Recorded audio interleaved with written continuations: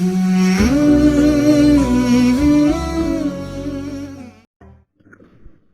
saya barusan ngaji Bulughul Maram, jadi baru bisa format acara ini sekarang. Mungkin yang saya sampaikan karena tema di sini diserahkan sama narasumber. Saya sedikit cerita tentang ciri khas pesantren ya, atau karena ini acara NU ya bisa dikatakan khas-khas NU. Begini, jadi di antara ajaran leluhur adalah riwayat hadis yang diriwayatkan Imam Ahmad bin Hanbal, al-bilad biladullah wal ibad ibadullah fahaitsuma asabta khairan fa'akim. Jadi status hakikat bumi semua milik Allah, semua hamba juga hambanya Allah, maka di mana saja Anda menemukan kebaikan, silahkan berdomisili atau bermukim atau beraktivitas di situ. Kenapa saya terjemah sampai 3 kali, bermukim, berdomisili, beraktivitas? Karena dalam beberapa khazanah yang kita baca bahwa bumi ini, bumi yang kita huni adalah materi kita. Bahwa manusia sebagaimana kita tahu adalah materinya dari bumi. Sehingga karena sekarang manusia bisa berpikir, bisa olah otak, bisa olah perilaku, sebetulnya yang dialami bumi juga sama. Sehingga bisa saja teman-teman yang di Jerman, yang di Belgia dan di beberapa negara Eropa itu mungkin mustajabnya bumi, lama sekali berdoa ingin di situ ada tempat sujud. Kebetulan yang mau sujud teman-teman yang merantau di sana, jadi bumi yang nggak dipakai sujud itu ngeluh sekali karena nggak dipakai sujud.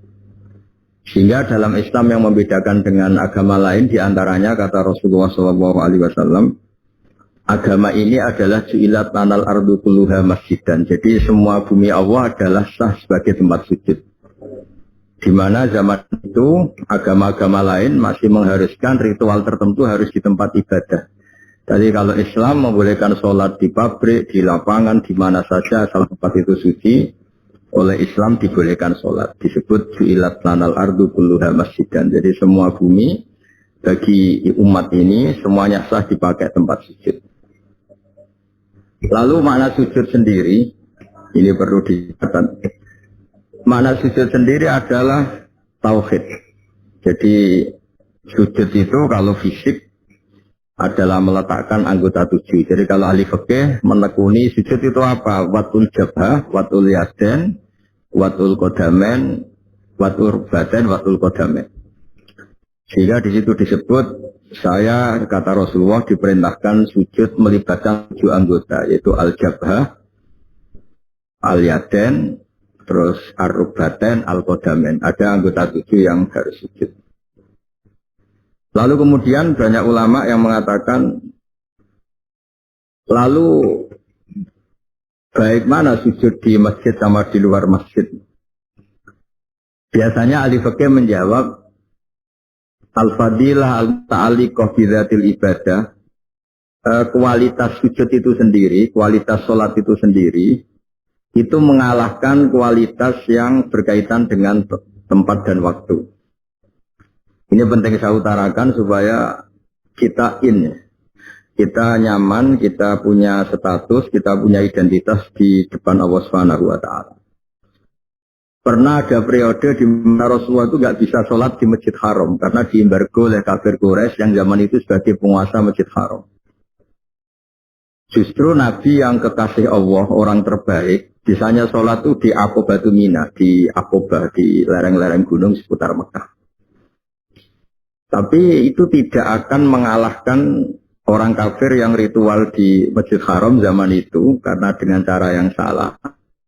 Utama Nabi yang ritual sholat secara benar meskipun nggak di Masjid Haram. Sehingga itu bukti bahwa ibadah yang fadilahnya terkait dengan pemenuhan syarat dan rukun itu lebih utama ketimbang ibadah di tempat terhormat tapi tidak memenuhi syarat dan rukun. Di mana zaman itu pelakunya adalah orang-orang yang salah. Zaman itu disebut wa makana sholatum indal baiti ila muka'aw wa tasbiyah.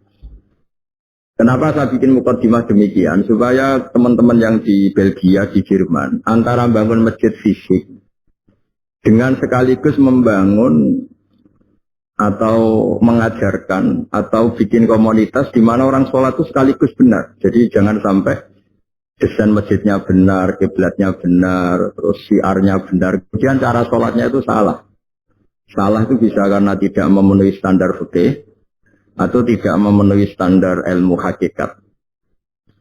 Sehingga saya di sini sebagai orang yang peneliti fikih, saya mohon semohon-mohonnya.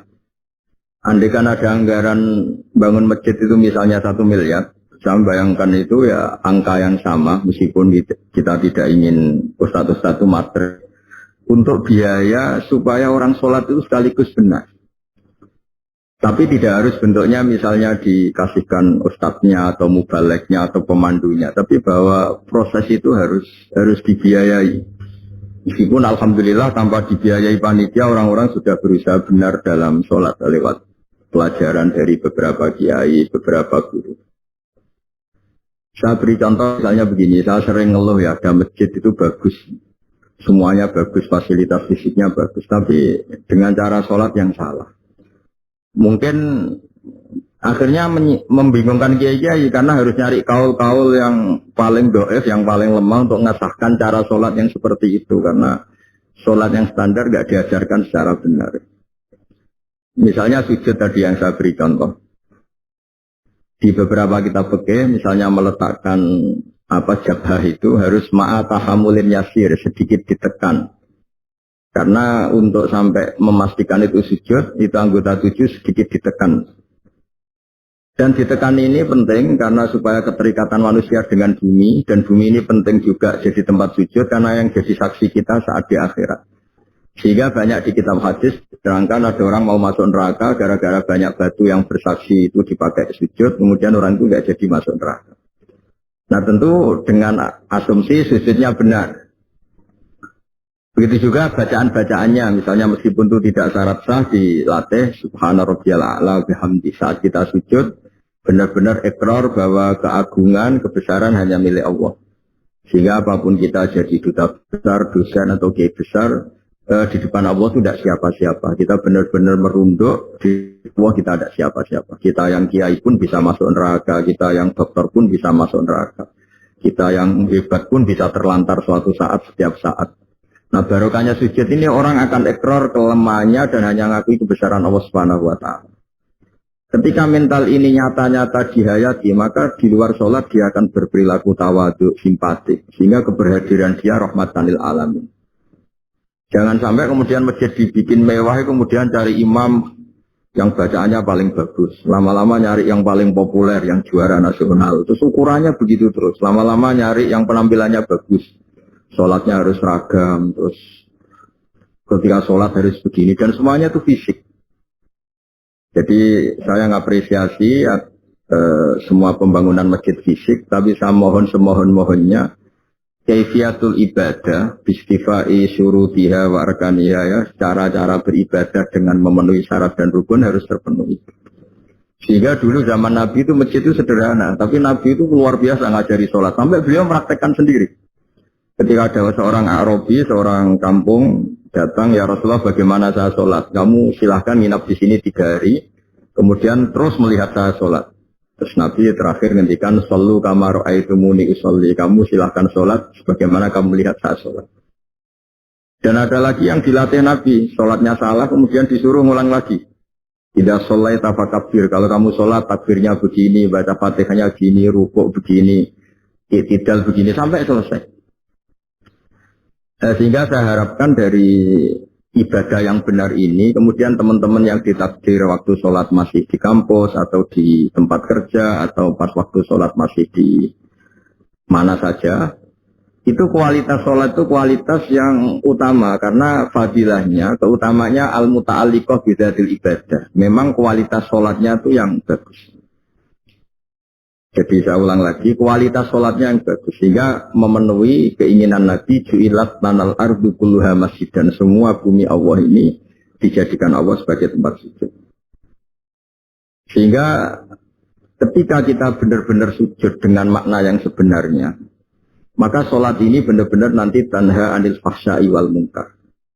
Apalagi kalau sujud kita sampai nganggep itu nikmat terbaik. Saya berkali-kali bilang, suatu saat ketika kita di akhirat dan kehidupan kita difilmkan ulang oleh Allah Ta'ala, disuting ulang oleh Allah Ta'ala, dan kita menyaksikan mungkin kita sedang di kafe, mungkin kita sedang guyon, sedang tidur, sedang sepak bola. Pasti paling kita tidak malu ketika itu diulang ketika kita sujud. Sehingga cerita-cerita di mahsyar, cerita-cerita orang ditahan di mahsyar, itu kata Rasulullah SAW, ketika umatku ada yang banyak masuk neraka, itu yang nggak dimakan oleh api neraka itu adalah tempat-tempat sujud. Wa innan nar lam takul asar sujud. Api tidak akan membakar fisik atau anggota tubuh yang dulu di dunia dipakai sujud. Kenapa saya menitik beratkan ini? Supaya kita kalau baca Quran, ya kita tadi menerangkan banyak Quran. Misalnya wasjud waktarib. Kalau sudah berani sujud, ya harus sampai dekat Allah. Sehingga ini penting supaya kita hidup di perantauan tetap bahagia karena ditakdir sujud. Kita jadi orang kaya tetap bahagia karena sujud. Jadi orang miskin bahagia karena sujud. Jadi siapapun kita bahagia karena sujud. Karena hakikat saat kita ketemu Allah, itu kita nanti tidak dengan status kiai besar, profesor, doktor, atau dengan jabatan-jabatan duniawi. Tapi kita hanya sebagai jabatan atau status yang permanen. Ya Tuhan nafsul mutmainnah. Irji'i ila rabbiki radiyatan mardiyah fadkhuli fi ibadi wa dkhuli jannati. Jadi status kehambaan kita ini hanya bisa kita dapatkan setelah kita sholat itu benar, menghamba sama Allah benar. Setelah status kehambaan ini benar, baru ada wadkhuli jannati. Jadi fadkhuli fi ibadi, masuklah berstatus sebagai hambaku. Baru wadkhuli jannati, kamu boleh masuk surga. Hingga tadi nggak perlu pembiayaan kefiah atau pembiayaan guru-guru untuk melatih sujud. Saya pikir itu nggak penting karena masih banyak orang ikhlas yang mengajarkan sujud yang benar, sholat yang benar. Tapi saya mohon di masjid-masjid di Eropa juga harus ada kitab takrib, kitab mahali. Karena kalau takrib saja resikonya itu kalau ada satu perilaku ibadah masyarakat kita yang menurut kitab takrib itu tidak sah. Padahal nanti kalau dicari referensi di kitab yang lebih besar, mungkin ada pembenarannya. Dan barokahnya kitab-kitab besar itu, mungkin misalnya yang ditakdir kunut, yang mungkin kita tahu itu mazhab Syafi'i, yang mungkin ada tamu mungkin dari Arab Saudi atau di mana yang pas jamaah di kita tidak kunut, kita tahu itu mazhab Hanafi, sehingga cara pandang kita terhadap lintas mazhab itu lebih luas. Masyhur itu Said Muhammad dan beberapa ulama sering ngendikan li'annal insana kullamat tasa'a fikruh qalla inkaruhu 'alan nas. Karena manusia ketika bacanya banyak, baca referensinya banyak, maka tidak gampang ingkar, tidak gampang menyalahkan orang lain. Kenapa baca banyak ini penting? Karena apalagi teman-teman yang hidup di Eropa itu kan komunitasnya besar dan kita di haji saja melihat cara ibadah macam-macam. Dengan cara yang macam-macam, dan sebagian ya memang karena madhab, bukan karena kesalahan. Kalau karena kesalahan memang ya didis, ya memang salah. Memang sebagian itu karena madhab. Misalnya kita pas kecil sampai besar, keyakinan kita megang perempuan itu yang ajnabiyah itu batal.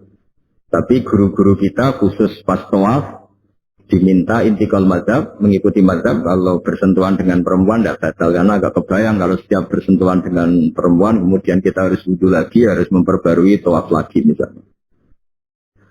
Kemudian yang terakhir, ini memang saya tidak akan cerita masjid, tapi cerita kualitas aktivitas di masjid. Saya bawa kitab Sahih Muslim, di mana tradisi pesantren atau tradisi NU itu sering tahlilan, sering baca tasbih bareng, baca tahlil bareng. Ini juga penting karena disebut al-baqiyatus sholih. Baqiyat itu satu kalimat yang abadi, sholihat itu yang layak. Saat nanti di akhirat, itu kita tidak siapa-siapa. Yang tetap sebagai aktor, sebagai al-fa'ilul mukhtar itu hanya Allah Subhanahu wa ta'ala.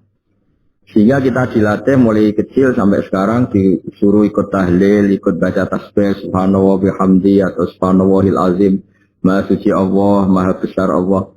Karena itu kalimat yang abadi. Kita manusia apapun hebatnya itu digerus oleh tua, digerus oleh sakit, dilumpuhkan oleh kelemahan kita. Yang hakikat abadi itu ya Allahu Akbar. Kita tidak pernah besar abadi. Sehingga ketika kita nanti di akhirat, yang al-baqiyatus sholihat itu bukan kita. Kita tetap orang yang kulluman alaiha fani wa yabqa wajhu rabbika dzul jalali wal ikram. Orang yang rusak, orang yang rentan, orang yang profan. Yang abadi itu Allah. Sehingga kita dilatih tahlil Allahu Akbar, kabira, walhamdulillahi katsira. Ini disebut al-baqiyatus sholihat. Karena nanti kamu di akhirat, kalimat-kalimat yang kita utarakan di dunia, itu semuanya tidak ada gunanya. Kecuali kalimat-kalimat yang memuji Allah Subhanahu wa Ta'ala. Sehingga dalam sebuah hadis disebut secara jelas, ad-dunya mal'unatun mal'unun ma fiha illa zikrawah wa ma walahu au aliman au muta'aliman. Kalimat-kalimat yang di dunia yang sering kita baca itu mungkin mudah hilang. Yang enggak mudah hilang adalah kalimat-kalimat yang terkait memuji Allah Subhanahu wa Ta'ala. Saya sering ditanya sama beberapa orang, ini mungkin statement terakhir saya. Terus kenapa banyak negara Eropa yang negaranya lebih tertib sehingga kita lebih nyaman karena sistem negaranya bagus, hak asasi manusia terjamin, kemakmuran rakyatnya terjamin. Terus saya bilang Islam tidak akan pernah melarang orang belajar dari negara manapun, tapi yang jelas pesan saya kamu harus ingat Allah dulu. Sistem itu bisa bagus karena ada bumi yang disediakan Allah. Orang bisa hidup karena ada oksigen yang diciptakan Allah. Orang bisa bertahan hidup karena ada air yang diciptakan Allah. Sehingga apapun baiknya sistem negara manapun, tetap nomor satu itu karena jasanya Allah, bukan yang lain. Meskipun Islam mengharuskan orang berterima kasih sama sistem sosial yang baik, tapi tetap nomor satu itu tentang jasa kamu sama Allah. Dan itu juga yang diajarkan guru-guru kita. Kalau kita baca surat Waqiah, kata Allah Ta'ala, ketika kamu menanam benih di bumi, apakah kamu yang menghidupkan? Kita kan paling nanam saja jagung, habis itu kita tinggal. Kata Allah Ta'ala, apa kamu yang menghidupkan jagung itu? Kata Allah, saya yang menghidupkan. Lawan asya'u, kalau saya mau, tak hancurkan. Ketika kamu minum air, a'antum anzaltumuhu minal musyi am nahnul munshidun. Jadi itu terus diulang-ulang oleh Allah. Ketika kamu nyaman di bumi, pakai mobil mewah nyaman, punya istri cantik nyaman, punya jabatan nyaman. Kata Allah, sekali saya mau, kata Allah. Amin teman sama ayakhsifa bikumul ardo faidah hiya tamur. Kamu bisa nyaman karena bumi tidak saya goyang, tidak saya bikin gempa. Sehingga dengan berpikir seperti itu, apapun yang kita alami sekarang, misalnya kita bisa makan enak, bisa tidur nyenyak, karena bumi nggak digoyang Allah, langit tidak menjatuhkan meteor, langit tidak guncang. Sehingga itu terus yang dilatih. Amin teman sama ayakhsifa bikumul ardo faidah hiya tamur. Memintu masih sama ayursila alaikum hasiba fasta'lamuna kaifa nazir. Ketika punya air, kita juga tidak bisa menjaga eksistensi air sampai sekarang. Yang bisa jaga hanya Allah. Allah juga yang memperingatkan kita, Qul ara'aytum in asbaha ma'ukum ghoron fama ya'tikum bima'in ma'in. Coba kalau air itu tak ambil, kata Allah, kamu bisa apa? Nah, saya berharap dari ngaji saya yang singkat ini, memang ini sudah malam, ya, jadi ini saatnya para kiai, ya, para ulama mungkin saatnya munajat sama Allah, dan ini kebenaran saya bisa menyampaikan ini. Sehingga saya berharap dengan pikiran dan nurani seperti ini, teman-teman yang hidup di Jerman, di Belgia tetap nyaman, karena hakikatnya al-bilad biladullah wal ibad ibadullah fa haitsu ma asabta khairan fa'akim. Sebetulnya hakikat hidup itu ya seperti itu. Manusia yang dimanapun ya hamba Allah, bumi yang Anda tempati dimanapun ya bumi Allah. Maka di mana saja kamu menemukan kebaikan, Pak Hakim, maka silakan beraktivitas di situ atau menempat di situ atau berdomisili di situ. Mohon maaf karena saya tidak bisa lama-lama karena di sini juga sudah malam. Tadi saya juga habis ngaji dengan banyak santri. Mohon maaf atas semua dan saya ikut mengapresiasi semua aktivitas keislaman di sana yang disebut mudarosah keislaman atau tadarus keislaman. Tapi saya mohon selain bangunan-bangunan fisik, bangunan-bangunan mental atau rohani juga diajarkan, sehingga jangan hanya masjidnya yang bagus, tempat wudhunya yang bagus, tapi juga sholatnya yang bagus. Caranya diajarkan sholat-sholat yang benar dan baik, juga khazanah-khazanah yang agak luas, supaya nanti kalau ada bersinggungan dengan mazhab yang macam-macam, kita tidak mudah panik, tidak mudah mengklaim, tapi selama itu ada dalam khazanah-khazanah ulama kita, harus kita benarkan. Baru kalau benar-benar tidak ada khazanahnya, mungkin baru kita menvonis itu sesat atau salah. Saya kira demikian. Assalamualaikum warahmatullahi wabarakatuh.